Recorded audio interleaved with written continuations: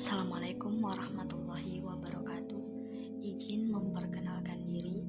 Nama saya Sinta Nuria, NPM 2101011090. Saya akan menjelaskan tentang nuzul Al-Quran guna memenuhi tugas mata kuliah Ulumul Quran dengan dosen pengampu Bapak Dedi Wahyudi.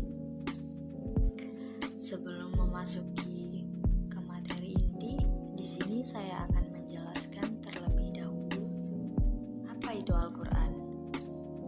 Al-Quran adalah kalam Allah yang disampaikan kepada Nabi Muhammad SAW untuk kaumnya. Karenanya, Al-Quran sendiri diperuntukkan bagi kebahagiaan dan keselamatan manusia. Hal ini terlihat dari proses turunnya Al-Quran yang berorientasi pada manusia itu sendiri. Dalam merefleksikan konstruksi bangunan yang dikehendaki Al-Quran diapresiasikannya sendiri dalam bentuk pentahapan turunnya wahyu yang bernilai strategis. Aspek penerimaan wahyu sangat diperhatikan sebagai peran kunci kesuksesan misi Al-Quran.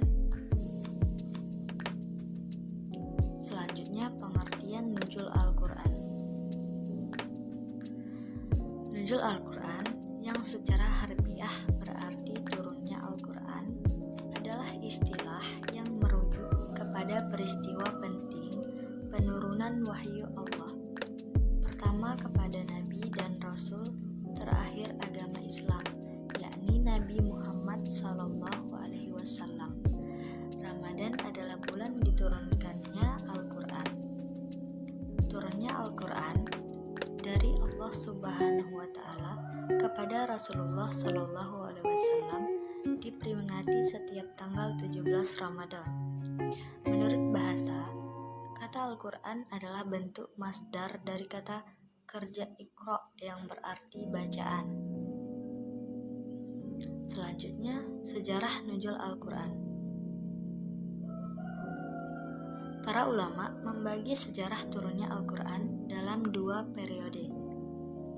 Periode pertama yaitu periode sebelum Hijriah, ayat-ayat Makkiyah, dan periode kedua sesudah Hijriah, yaitu turunnya ayat-ayat Madaniyah. Tetapi di sini akan dipetakan menjadi 3 periode guna mempermudah dalam pengklasifikasiannya. Periode pertama, pada permulaan turunnya wahyu yang pertama yaitu Al-Alaq 1-5, Muhammad SAW belum diangkat menjadi rasul dan hanya berperan sebagai nabi yang tidak ditugaskan untuk menyampaikan wahyu yang diterimanya. Sampai pada turunnya wahyu yang kedua, barulah Muhammad diperintahkan untuk menyampaikan wahyu yang diterimanya. Dengan adanya firman Allah yang bunyinya, "Wahai yang berselimut, bangkit dan berilah peringatan." Quran surat 74 1-2. Quraisy Shihab. Kemudian sesudah itu, kandungan wahyu ilahi berkisar dalam 3 hal. Yang pertama, yaitu pendidikan bagi Rasulullah SAW dalam membentuk kepribadiannya. Quran surat Al-Mudaththir 1-7. Yang kedua, pengetahuan dasar mengenai ketuhanan. Quran surat Al-Alaq dan Al-Ikhlas.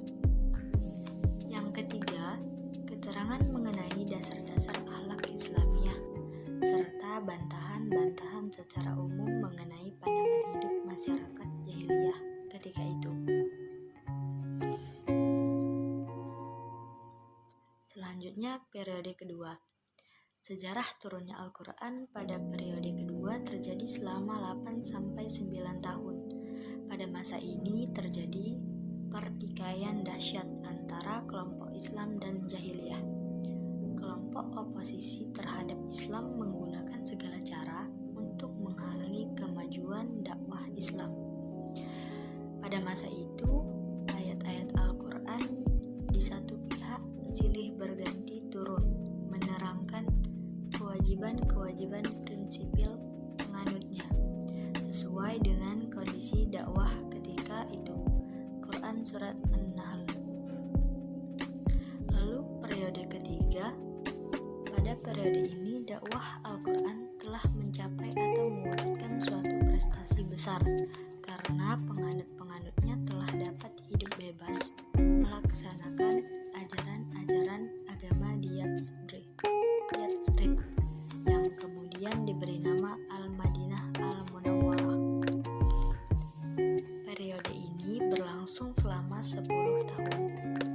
Ini merupakan periode yang terakhir saat Islam disempurnakan oleh Allah Subhanahu wa Ta'ala dengan turunnya ayat yang terakhir, yaitu surat Al-Maidah ayat 5. Ketika Rasulullah Shallallahu Alaihi Wasallam wukuf pada haji Wada 9 Zulhijjah 10 Hijriah 7 Maret 632 Masehi, dan ayat terakhir turun secara mutlak, yaitu surat Al-Baqarah ayat 2, sehingga dari ayat pertama kalinya memakan waktu sekitar 23 tahun.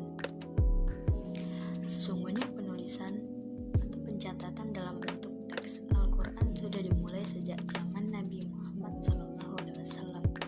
Kemudian transformasi dan pembukuannya menjadi teks dilakukan pada masa Khalifah Abu Bakar dan selesai dilakukan pada zaman Khalifah Utsman bin Affan.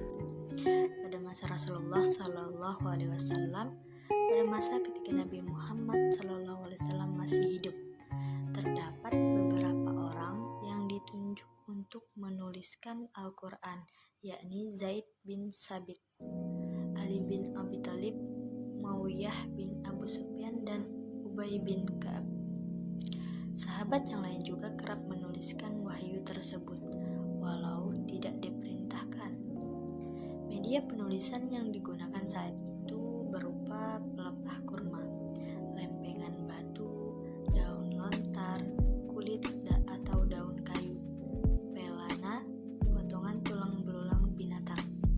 Pada masa itu, pengumpulan Al-Quran ditempuh dengan dua cara.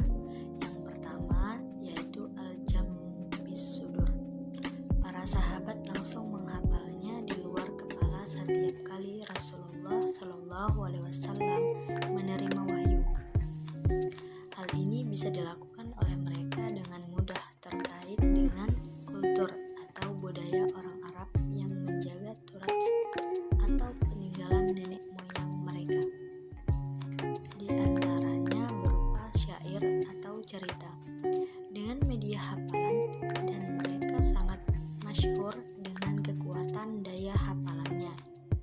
Yang kedua yaitu al-jam' bis sudur, yaitu wahyu turun kepada Rasulullah Shallallahu Alaihi Wasallam ketika beliau berumur 40 tahun, yaitu 12 tahun sebelum hijrah ke Madinah. Kemudian wahyu turun terus-menerus turun selama kurun waktu 23 tahun berikutnya, di mana Rasulullah Shallallahu Alaihi Wasallam setiap kali turun wahyu kepadanya selalu membacakannya kepada para sahabat secara langsung dan menyuruh mereka untuk menuliskannya, sembari melarang para sahabat untuk menulis hadis-hadis beliau karena khawatir akan bercampur dengan Al-Quran.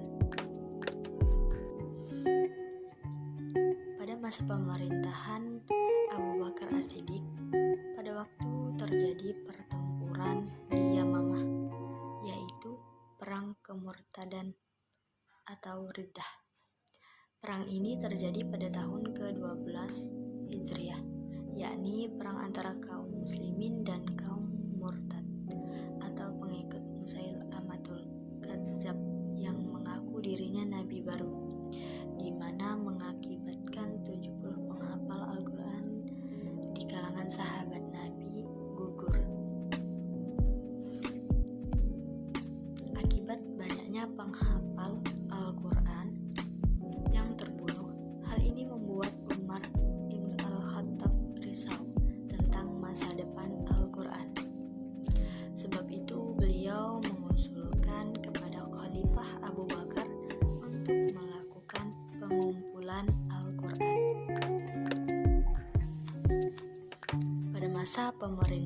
Utsman bin Affan, pada masa pemerintahan Khalifah ketiga yakni Utsman bin Affan, terdapat keragaman dalam cara pembacaan Al-Quran yang disebabkan oleh adanya perbedaan dialek atau lahjah antar suku yang berasal dari daerah berbeda-beda.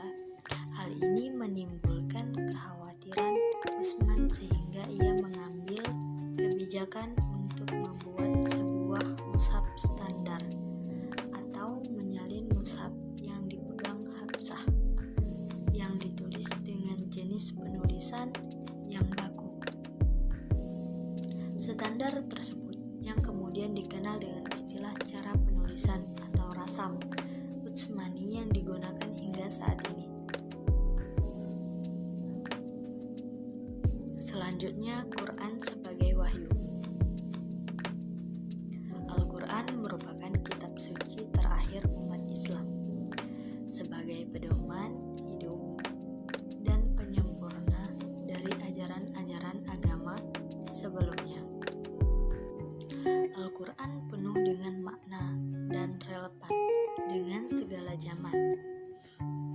Penunjukan Allah Subhanahu wa Ta'ala kepada Nabi Muhammad Sallallahu Alaihi Wasallam sebagai nabi terakhir dan penutup para nabi dan rasul sangat tepat bila mana disandingkan dengan Al-Quran sebagai mukjizatnya.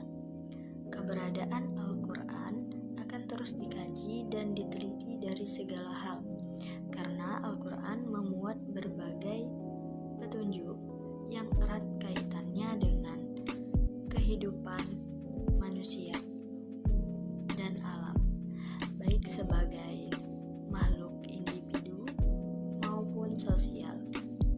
Al-Quran dalam realisasinya mampu membentuk karakter dan kesadaran manusia akan Tuhannya, sekaligus sebagai khalifah di bumi. Wahyu merupakan suatu yang dituangkan Allah Subhanahu wa Ta'ala yang disampaikan kepada nabi-nabinya, yang berupa pemberitahuan yang tersembunyi dan cepat, yang khusus diberikan tanpa diketahui orang lain, dan prosesnya bisa melalui suara yaitu berupa firman atau melalui mimpi dan merupakan pedoman bagi umat-umatnya, dan melalui perantara malaikat Yusuf. Tanpa melalui perantara malaikat bisa melalui mimpi seperti yang diperintahkan kepada Nabi Ibrahim untuk menyembelih putranya yaitu Ismail, terdapat dalam surat As-Saffat ayat 102. Ada pula yang langsung dari Allah memperdengarkan suara di balik tabir seperti yang terjadi pada Nabi Musa alaihissalam ketika akan diangkat menjadi nabi, terdapat dalam surat Taha ayat 11-13, melalui perantara malaikat yaitu melalui Jibril alaihissalam dalam bentuk aslinya seperti yang terjadi pada peristiwa Isra Mi'raj yang turunnya wahyu pertama. Kedatangan Jibril seperti bunyi bel, gemerincing lonceng atau lebah. Jibril alaihissalam menjelma sebagai manusia laki-laki, yaitu ketika Nabi Shallallahu Alaihi Wasallam ditanyakan tentang Islam, iman, ihsan, dan hari kiamat. Itu tadi yang bisa saya sampaikan. Bila ada kurang, saya